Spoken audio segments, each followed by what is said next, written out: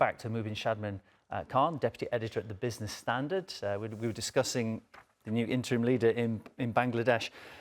Mubin, so Muhammad Yunus, just how big a task does he have on his hands here? Because one might argue it looks like he just has to come in, arrange elections, and then leave someone else to deal with this turmoil in the country and deciding on a new direction. Is this a big responsibility, or is this fairly simple? Well, it is definitely a big responsibility. It's not clear how long he's going to stay. So the protesters and people who sort of wanted him in power, I think they mentioned at least a couple of days back, they wanted him for somewhere between 3 to 6 years, because they just don't want another government to come in. They want serious reforms so that never in the future one party or one person can have this much power like Hasina did. Well, what kind of role would he have then? If he's not just going to stay as an interim leader, what position would he take? I mean, none of that is clear right now, right? So demand from that, at least from a section of the protesters, while the major opposition party, BNP, has asked for election within 3 months.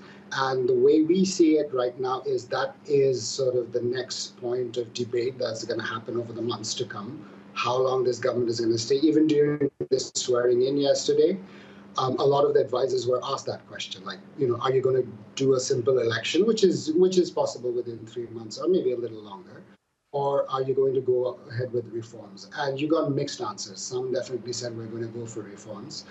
Some were like, we'll still decide. So we don't know as yet. I think that's still up for grabs, and those decisions will come in the weeks to come, because we don't even know if the Yunus government wants to stay on. What sort of constitutional mandate it would have is not clear, right? Because everything's suspended right now.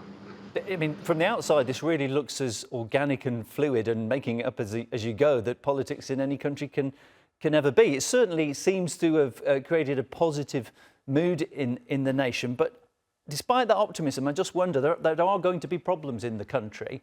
What are the issues that a new leader will have to tackle? The first thing they'll have to tackle is law and order. For the last 4 days, the entire country is being protected by the students. The students who for 3 weeks were on the streets fighting Hasina's regime, the police, the BTR, her party goons, are now protecting the country day and night. So the police has to come in. They were told to come in Thursday evening. They didn't show up. I hear just before coming on live, I hear at least a couple of police stations are starting to see their officers come in. So first is law and order. Second is economy. The economy was in a bad state even before the protests began, right? For the last 2 years, it's been sort of on a downslide. So those two they'll definitely have to address, and then they'll have to address what the political process will be. So how much of the reforms they want to take up, how much, when do they want the elections, what sort of negotiations they will have with the political parties. They'll have to start a trial. There's a popular demand for all the repressive action to take to have justice against the repressive actions of Hasina over the last 3 weeks, but over the last 50 years as well. So they'll have to start a process for that as well. So these are the 3 main ones they'll have to take up. But how much they'll leave it to the next elected government and how much they'll take it up themselves, that's not clear as yet. It's a fascinating period in the political scene in Bangladesh. Glad we managed to get you back on the line, Mubin. Appreciate it. Mubin Shadman Khan, my guest, Deputy Editor at the Business Standard. Thank you.